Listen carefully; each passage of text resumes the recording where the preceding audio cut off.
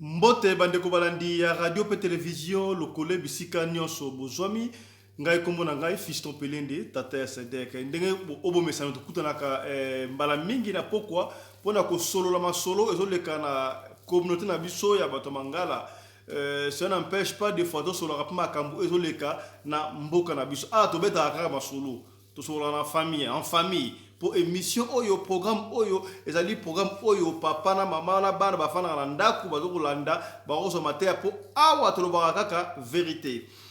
Merci na Yannick Kinia, dragon de la monnaie congolaise, sponsor officiel et à Radio Lokole TV. Merci na mon ami personnel commandant congolais Anderson de Djobo Rionde Mankambo Umela Tijan Luchombe, Luchombo et Mama Fambote Sika Bosali. Nous profitons pour présenter nos condoléances à Didier Djenga et Kofo, Barabas, autorité morale Bamongo, Nyos tout, à Otobungi sa tante Naï. Donc, tous les cas, moi, ma condoléance, et ça va moi qui te retrouve. Donc, nous profitons au nom de toute l'équipe de la radio Lokole TV, nous présentons nos très sincères condoléances à la famille de Didier Djenga et Kofo. Nafana kinde komoka beningai abela na kabiso trop mais ça a besoin alors ba vérité moko boye o ça n'engage qui na mndeko komo na onani abi komo na ngai zobrata na bi zobrata ono to na ko trop partout la lingina la vérité awa za mission la vérité et ça ma solo ya famille na ngina solo la na bo ça pour mais na to ko solo la après tout liba mituna après ça biso ba réponse donc beaucoup ba réponse mituna to tuna qui d'abord yambo to banda na koninga boyo kana nous voice ya yemoko na se présenter est-ce qu'il est vraiment celui Zobrata to Zobrata ta pa lobi ba tu belé ba ebié bino ba tu ya ba mama ya bwania ba papa ya bwania ba ndaka biso boyo kana nous voir est-ce que yes ali yes Zobrata yango to ali Zobrata te. Écoutez comment est-ce qu'il se présente on va revenir. Oui, na pesi mbote na bande kuna monso to ba congolais ngai kombo na ngai Zobrata Congo Kasongo Irunga Mulopwe na Zakatange mina zamu to tribalisme te na fanda kina ndako ba Petente Sekedi na zadaki lokula mwana na ye. Merci beaucoup ba combattant nyonso Afrique du Sud Johannesburg ba ebinga Zobrata Kinshasa Mobimba ba ebinga Zobrata Katanga Mobimba ba ebinga Zobrata. Merci beaucoup. Batu ba ebanga te pelo ba ebanga Zobrata azanani ndenga Zobrata. Voilà, voilà ndeko Zobrata à se présenter. Namoni tant de soldats il clame d'être parmi bana pena oyo papa fait Etienne Tshisekedi Sphinx alimete azalaki do ye azalaki na papa Etienne Tshisekedi. Na tunie yo solo bozo hérité so zolaki na papa Tshisekedi andimi kazaki na papa Tshisekedi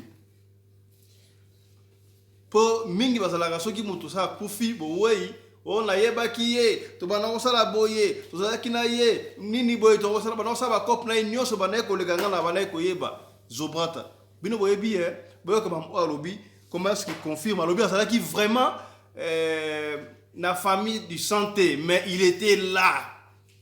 Papa Etienne Tshisekedi adopta qui est. Abane Kolala wana, Aïb Maman Mars très bien, Aïb président Fachi très bien. Écoutez ce qu'il dit, on va revenir. Merci beaucoup. Nami komi sakate. Nami komi sakate. Pena koki komi komi sakate. Nazalaki na famille na bango teke. Sa papa nanga bota kinga te. Mais tozalaki famille moko. To bandaki kobundela mabele ya mboka bisomoko na kombo na ye yango nazalaki pembeni na bango mais tango nazalaki pembeni na bango na mona clair te au premier ennemi ya biso ba combattant ezalaki tatawana abanati ko pesa biso ba information ya mabe po a motiver biso po ye ali ya mbongo comprendre ngo et puis ngana longo na famille wana po bango nyonso baza ba criminel Tshisekedi papa criminel Tshisekedi mwana bia komita tana ya criminel mama na criminel donc Congo comme mboka ya ba criminel bonga na za criminel te yango na longwe na komi ngamoko radical naza kote ya mabele na ngai naza kote ya motu te naza kote ya mabele na ngai na population na ngai ezo souffrir mais mais ça pour ba politicien te baza bato kuta. Donc voilà, c'est ça. Il y a un déco Soprat, c'est-à-dire qu'on claim que Azalaki est le combat na papa Etienne Tshisekedi, mais pour naïe makambu o papa Etienne Amane ko sala Azalaki frère, Amane ko kosa bango il paraît. Ceux qui basali mo boulou pour a bénéficier na simanango wana ça n'engage que est-ce que c'est vrai pour naïe que bino bande ko combattre UDPS wa niko landa biso ba combattant jusqu'à la mort bon landa biso c'est makamuto azolo ba ezaya solo to ya lokuta. Voilà, on va continuer avec lui. Oui puis que le lot est comment parce que le Congo a 9 voisins. Nous avons voisins 9. Tu as la République centrafricaine, tu as Rwanda, Ouganda, Burundi, tu as Zambie, Congo, Brazzaville, consort. Mais on dirait que les voisins na biso ba tsaka biso ka mbutu mbutu yo kana ba voisins na biso. Qu'est-ce qui ne va pas? C'est ça pour la richesse ya biso to ndenge nini. Là moi je ne comprends pas. Mais les voisins est belé to yo kana raté mais mingi oh le péché en pleurs. Et ça ba voisins na biso ba Rwandais. Donc et comme au finga mutukutu so fingi mutu Rwanda rolela. Na ebité qu'est-ce qui a fait que et comme na niveau wana. Mais à l'époque nga solana de komuka esinga papa fiston. Et puis ndenge awa nous sommes condamnés à vivre ensemble avec les Rwandais. Tout ça, nous sommes très bien avec les Rwandais. Et c'est comme politique. Parce qu'il y a des Rwandais qui vont dans la Gisenyi. À traverser la Goma, à Ekosala, nous sommes dans la zone Gisenyi.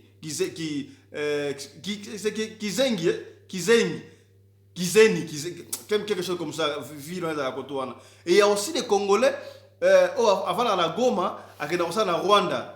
C'est Gisenyi.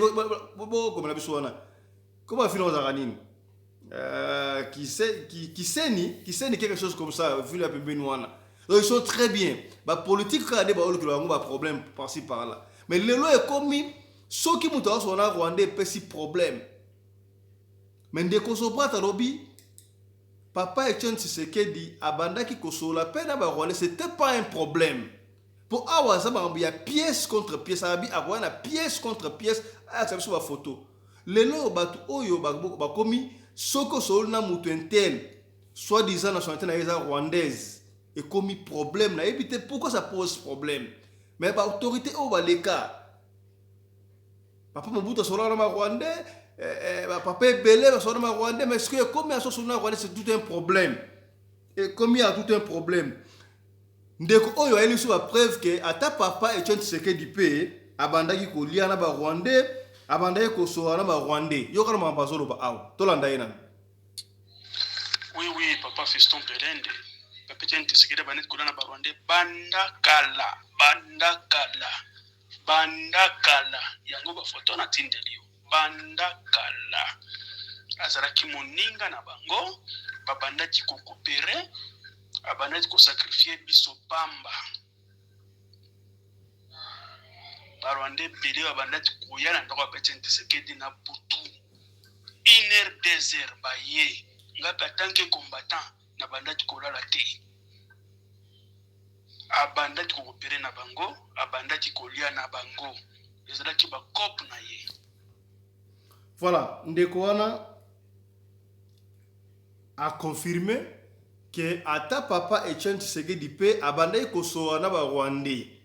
Ba Rwandais yango ba nani atendeli biso photo pièce contre pièce na ebité wato ki na pièce contre pièce tout à dans photo oyo parce que na radio le collé ça kana pièce contre pièce toi dans une photo oyo voilà qu'est-ce qu'il dit là voilà suivez. Oui merci papa Fiston Pelende. Kombo nanga Zoprata Congo Kasongo Ilunga Molopwe mwana muluba neso tata yetu na pesi ba Congolais nyonso mbote photo wana na ibaki yango na ndako ya president Etienne Tshisekedi me na ibaki te na zuaki yango po tango tozalaki na Afrique du Sud bato bandaki koloba ke president Etienne Tshisekedi alingaka ba Rwandais te me tango na komaki na ndako na ye na monaki ba photo wana yango na zuaki yango comme preuve que tata wana bandaki kolia na bango banda kala tozalaki distrait yango nazwaki foto wana. Donc abandaki kolia na bango bandakala. Frank Diongo nde azalaki muto bakope na ye ya okende kolukelaka ye barwande azoyela ye na kati ya ndako na ye. Yango foto wana na bimisi yango lelo nazwaki yango na ndako na ye moko Etienne Tshisekedi wa Mulumba. Voilà. Ouais, ezali pièce contre pièce ndeko ndeko wana wala kisabiso. Tout le monde voit là le président Frank Diongo, président à MLP. C'est comme si on dirait que papa Etienne Aïbaki, on est à Azaré Sourouberois, excellence. Voilà, Frank Diongo a présenté Azaré Sourouberois et pas à papa Nkondo Etienne Tshisekedi. Donc, à Outagi na wapi, aye comment on a par rapport à Nini, aye comment on a étant congolais, to étant rwandais, na évité, mais tu es que lui il s'est dit congolais, mais ce que Frank Diongo a présenté et pas à papa Etienne Tshisekedi. Oh, ça va exclusivité. Na yebiso bomona déjà photo, mais na yebité mais zobra attendez, attendez biso photo oyo pièce contre pièce. Donc nous on n'a pas de commentaires à faire lelo. Toujours là ça sera pièce contre pièce. Oh on dépôt ça on va radio le coller masto sur en famille. Et ça le rôle papa de grand-père avant dire robete la bana masolo, papa bete la bana masolo sur en famille, qu'est-ce qui se passe? Ndeko se bra tailler, alors on va ensemble. Mais la vérité, parce que l'histoire en Mboka, il faut tout y baka. L'histoire est une science qui étudie les événements du passé pour corriger le présent, afin d'envisager le futur.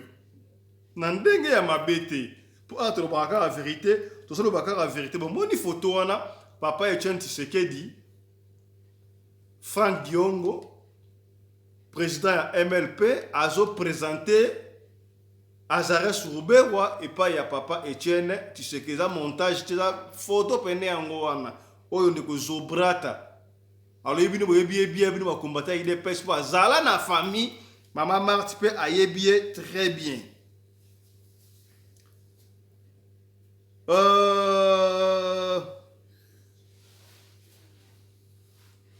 Est-ce que vraiment c'est sûr que papa Etienne Tshisekedi abandaki ko kulia na ba Rwandais après présentation wana ba présenter à Azaré Sourouberois ba debele ba photo za les pièces contre pièces ce frère ça lui Zobrat a confié parce que bi yazala ki wana abandaki kola la té. Écoutez un peu ce qu'il dit là. Oui papa Fiston Pelende papa Etienne Tshisekedi banet kola na ba Rwandais banda kala yango ba photo na tindelio bandakala azalaki moninga na bango babandaki kokopere abandaki kosakrifie biso pamba barwande bele babandaki koya na ndako ya Etienne Tshisekedi na butu 1h 2h baye ngaka tanke combattant na bandaki kolala te abandaki kokopere na bango abandaki kolia na bango ezalaki bakope na ye. Voilà. Je crois voilà ça n'engage que Yemo comme dans l'objet Zobrata parce qu'il était là, il confirme qu'il était là. Ben c'est pas combattant il est peste. Oui Zobrata oyo. Ce qu'il dit c'est vrai ou c'est faux. Autre chose à présent. Réseaux sociaux et Yinda qui na voice moko boye batunde biso voice ono mama Martha do finga bana mibali batu ba répondre na ndenga ko sakana te. Et pesa ki biso no surtout passi. Mais biso on a regardé le collet tout ça avec la mission monte passer biso une grande preuve à l'appui. Kaka ndeko Zobrata oyo oya biso ba vérité moko boye abenga papa Fiston. C'est faux. Ouais zaki maman Marthe. Maman oyo a imité il faut maman Marthe wana ngana yebiye na zala na ye. Et puis maman wana vatinda voice wana abenga ki Zobrata ya salinda ba texto abino na lingina nuire sika bo maman Marthe. Na lingina nuire maman Marthe. Le moment on sala 4 jours avant. Et puis s'y passe. Bon quand on de ko Zobrata oloba. Parce que on a un système ya pièce contre pièce. A expliquer bisona. Ndenge mo ka oloba. Ezangam na oloba te. Bobi ke voir Zobrata déjà Zobrata nem dans oloba. ozalaki moko pene ba bras droit papa Etienne Tshisekedi. Écoutez-lui. Bon papa, ngana oti koloba lukuta te, nazoloba ya solo. Nazoloba teke pona sepelisa moto. Po Congolais za relo kwa malamu te. Même ndenge nazoloba boye, eza pona danger na nga moko, pona eve peuple na ngai. Mais nazoloba yango te pona sepelisa Congolais. Congolais za mutu mabe. Congolais za mutu mabe, fo mutu ya na monde entier mutu mabe za Congolais. Na TV na nga na danger pona fongola bango miso. Voix wana ezalaki ya mama Martite. Voix wana na kotindela yo ba photo, okomana na photo na kotindela yo, eza ya 2013. Nazalaki ngai na mama wana, na mama mosusu. Nga nazalaki na katikati. Pièce contre pièce. pièce. Tinda ki vocal wana. Aza wana na ngai. Na ba photo na kangisaki na ye. Nde mokolo vocal wana. Et puis, na kotindela yo photo mosusu. Okomona mama wana avandi ye na vie Martin Fayulu, pièce contre na pièce. Etienne Tshisekedi na Frank Diongo. Na kotindela pe photo mosusu. Bavanda ki bango nyonso groupe na bango. O comprendre? Na kotindela pe photo wana. Okomona mama wana, après okomona vie Martin Fayulu, okomona pe Etienne Tshisekedi, okomona ba Frank Diongo, okomona pa mosusu. Na kotindela pe photo wana. Na kotindela photo ya mama wana na ngai. Et puis on a photo mosusu mama wana na ba Etienne Tshisekedi na ba Frank Diongo na ba vieux Martin Fayulu. Bango nyonso ba to école moko IDPS. Voilà, donc je crois pièce contre pièce ngambu tunao lobate. Eza zobrata o combattant na bino oboyebi ngara yebi azaka radio le kolema sto sur la grande famille to beta histoire pour na bana balanda. D'après alobi mama o asala ki voice wana yeyo. Bon, bino motala to ko déterminer tout mama ngo za wapi abi asala 4-4 na bango, mama mo za koto na coin, mama mso ape koto na coin. Bomoni yango wana. Siko atindi photo mususu. Atindi photo mususu abi mama do mama o ba utu mona siko na botala bien. Donc mama o ba utu mona siko awa ba sa mama mbalete. Mama o bomoni awa donc siko awa za yemoko. Donc, seule femme entre les pembeni na bana mibali. Babi avandi pembeni ya président Martin Fayulu. Frank Diongo na suka kuna papa Etienne Tshisekedi wana. Donc il paraît maman oya salaki voice wana wana. Alors pour mes alliés, pour na nini ko nuire. Et salaki biso pasi mama ya mokonzi. Alors ba bloc makio mensualité, ben sanité c'était pas très bien. Or, maman zaki innocent, na sepeli na courage na sepeli na maman parce que Alexis pena ki bo maman na ye. À répondre était. À répondre était. Vérité, la vérité va vous affranchir. Il y a une vérité comme il y a un ascenseur et comme il y a un escalier par l'autre comme on va passer le coup d'œil à l'ascenseur, il y a vite mais malé mais vérité à un escalier puis comme t'as la vérité le lebimisi.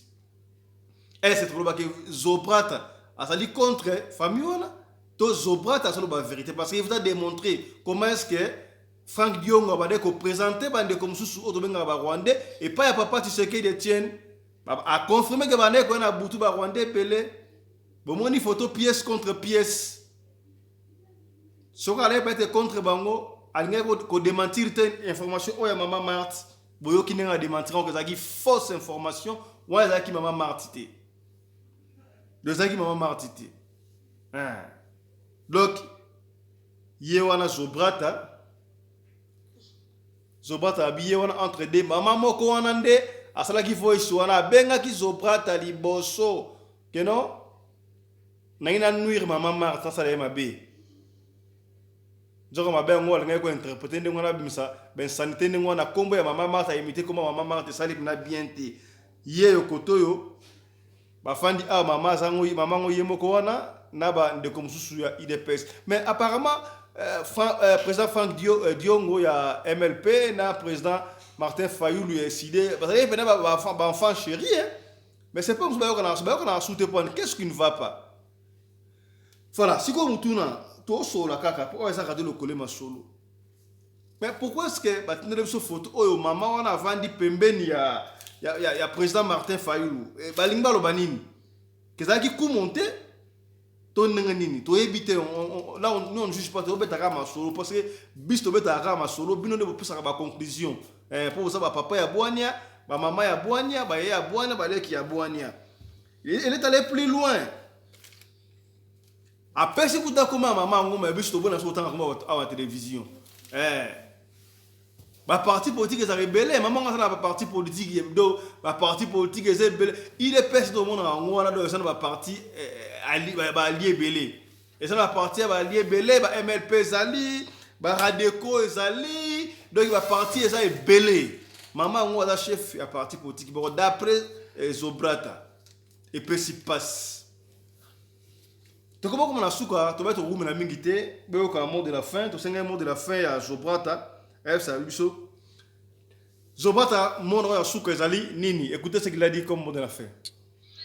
Ok papa Fiston Pelende message na kotinga ya suka eza boye Congo toko libérer yango na ba français te Congo toko libérer yango na ba diplôme te ou bien ba certificat te pona mboka na biso rébellion eza nde cop soki osali rébellion gouvernement ebengio epesi yo poste yango barebele baza kaka Alexis Ntambwemo bazalaki nani rebelle mais azalaki na mutu ya mboka na biso même Bitakwira azalaki nani azalaki rebelle babengie bapesi mpe poste epai politika na mbe Gédéon Kyungu Mutanda ndeko nanga Katange azalaki nani rebelle mais bapesaki poste epai politika na mbe.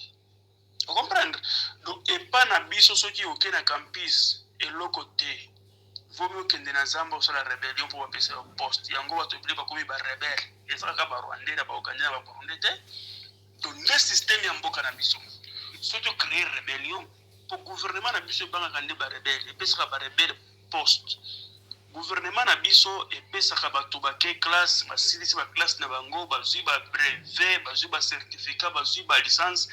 Bapesaka bango misala malonga te mais bapesaka barebele misala ya kitoko mpona nini donc mboka na biso dirigé par barebele yango wana soki olingi olibere Congo na français etali yo soki olingi olibere Congo ke yo oza intellectuel koleka bango nyonso etali yo mpo bango nyonso baza na assemblée bavayu bango nyonso baza na assemblée bafingaka bato yo mama na yo papa na yo bafingaka parce que yo soki olingi obilakisaki olataka cravate hein oyebi ba français ya moi je suis pourvu que donc ozomikosa mboka oyo biso nde tokochange yango mpona liste tozomene yango parce que bino bato ba français bozela biso tolibere mboka oyo mpo boya na ba français na bino soki bolingi boya na ba français na bino na ngonga oyo bokokoka yango te Tshisekedi wana ati ko recruter baninga ne nyonso bazalaki ba vagabond ya Belgique apesi bango misala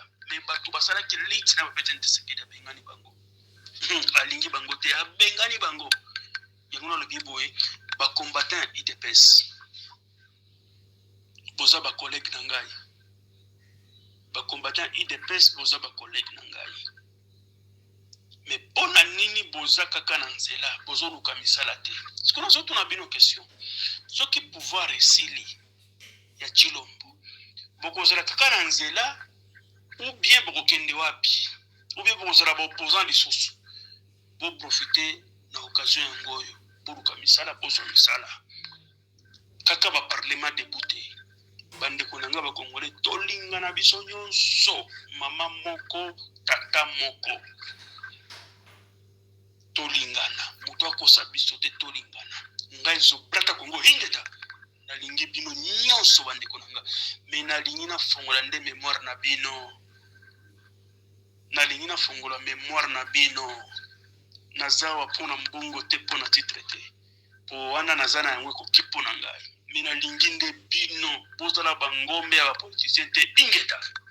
Voilà. Je crois là qui mot de la fin oyo ndeko Zobrata alobi et il a dit quelque chose oyo nga pona epengla ngo na saisir ngo mais il est temps parce que le président Fachi a président élu, président IDPS. IDPS a parti au pouvoir, il faut quand même récompenser combattants au Babunda, surtout en Afrique, tout le monde a combattu Babunda pendant et belé, mais jusque-là, on ne sait pas ce qui se passe, tout le monde a besoin de rapport, mais peut-être, dans ce moment de Komoko, quand combattant peut IDPS, c'est un président Yebi, équipe Bandaka Mbalamoko, va tout sauter. Tout ça, on a 22 joueurs, dans le terrain, on a 10, sur 11. Donc, la réserve bazalaka. Au moment opportun, la réserve bazalaka. Mais tu vas dire comment souka parce que au bazala titulaire pour ça tout parce que en 2023 population a sanctionné par rapport ya ba kambo oyo azomona. Mais tant ba mona mona nzela ba marche pe kaka na éviter les partis au pouvoir mais bande ko bazo sala moi désordre d'après ba bazo sala ba désordre bazo ba emploi mais tant on ne sait pas parce que tu vois que président Facha vous avez éternellement été à la mandat Liboso, sur on a pu changer deuxième mandat et puis il va partir comme sénateur à vie, il est pessus, comme sénateur à vie. Mais mon tour à Koya on a sur la carte montagne de peste, sur la montagne de peste, tout ça la opposition. Voilà, c'était un peu ça. Grand merci à vous tous qui nous avez suivis à partir de là où vous êtes. Merci Nabino, tu es en bas qui pour Nabino Zobrata, vous qui va voice naïe, tu es que à ma solo kaka. Betty Masolo a eu la pièce contre pièce a expliqué ce qu'il a vécu parce qu'il y a une histoire vraie. Et là, Mona, na misunayo, tu as famille, tu as moninga, tu as connaissance, il y a un Betty Masolo awa. Il y a un Betty Solo, au bout de la vérité, comment est-ce que Babane Koye la papa, et tu sais qu'il va rwandais, comment Babane Koye ensemble, Nana Babane Koye na bango, voya maman Marthe, ba imita ki wana, nana imita ki ango, pour moni pièce contre pièce. Ça n'engage que Zobra Taya et que beta rama solo. Ndenge to ba chaque fois ndeko sana besoin ko beta li solo, pas beta li solo na yetu ya muninga na yetu ya ndeko na ye benga biso na numéro rédaction na biso plus 27 64 320 85 to ko yamba sto jote tika message beta li solo na yo to ko beta yango po ba solo za ebele to na en ordre. O pesa ki li bosto to ko beta ngo ainsi de si to ko na oyo. Ce n'est pas un problème. Merci à Mamarina Umbi, la femme à la taille d'une tige de spaghetti, Nico Birnu Virage, qui a réalisé cette émission. Merci à Chris Laris Pelende, qui était à la caméra. Merci à Winnie Laris Pelende, qui était du côté de la lumière. Et toute la famille Pelende, partout là où vous êtes, je vous salue là. Nous allons vous retrouver prochainement avec un autre numéro de l'émission Radio Lokole Masolo sur votre chaîne préférée Radio Lokole TV. D'ici là, portez-vous bien, abonnez-vous massivement. Nous à chaque fois. Autant l'émission, Baba Fiston, partagez, peut-être toucher et que toucher des Komoro voisins, to yaya, to leki, to communauté na biso mususu. Portez-vous bien. À plus. Chap chap. Et tchara.